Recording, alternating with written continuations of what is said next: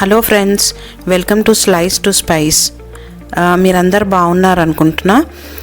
ఈరోజు egg omelette ఎలా చేయాలో చూద్దామండి. ముందుగా నేను ఆనియన్స్ సన్నగా చాప్ చేసి పెట్టుకున్నాను.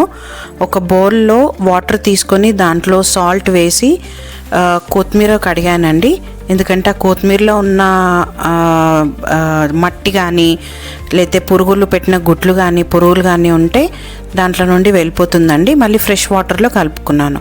నేను ఒక 7 eggs తీసుకున్నానండి. ఈ 7 eggs నేను ఒక బౌల్లో బ్రేక్ చేసి వేసుకొని బాగా బ్లెండ్ చేశానండి ఈ ఎగ్స్ని. ఇలా బ్లెండ్ చేసి పైన మొత్తం బురుగు వచ్చే వరకు పెట్టుకున్నానండి.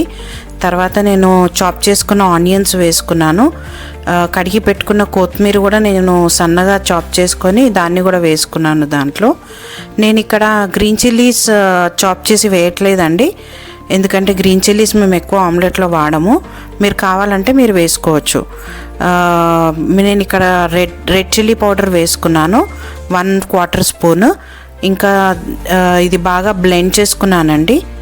దీంట్లో నేను సాల్ట్ కూడా వేసుకున్నాను.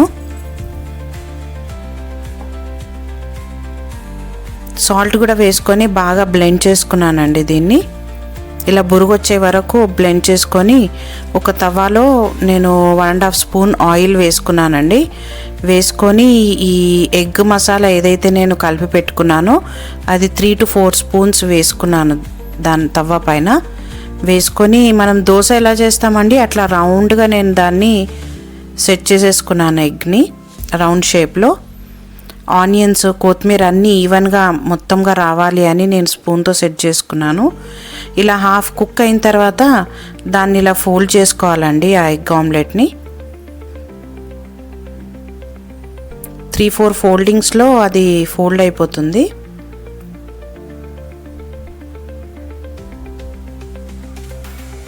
ఫోల్డ్ చేసి దాన్ని బాగా ప్రెస్ చేసి నేను లోపల కుక్ అవ్వాలని ప్రెస్ చేస్తున్నానండి. ఫోక్ తీసుకొని నేను అక్కడక్కడ ఒక 4-5 ప్లేసెస్లో నేను హోల్స్ చేసేసాను. ఇటువైపు ఇంకోవైపు కూడా తిప్పుకొని నేను సేమ్ ఫోక్తో నేను హోల్స్ చేసుకున్నానండి. ఎందుకంటే మొత్తం లెంత్లో ఉంది కాబట్టి అది బాగా కుక్ అవ్వాలి లోపలికి అని.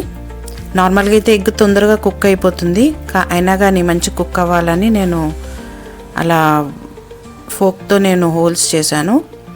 మీకు కనుక ఈ వీడియో నచ్చినట్లయితే మీరు లైక్ చేయండి, షేర్ చేయండి, ఇంకా సబ్స్క్రైబ్ కూడా చేయండి. ఇంకా మీరు ఏదైనా కమెంట్స్ ఉంటే కమెంట్ బాక్స్లో కమెంట్స్ చేయండి. ఇలా బ్రౌన్ కలర్ వచ్చే వరకు మీరు కుక్ చేసుకోండి.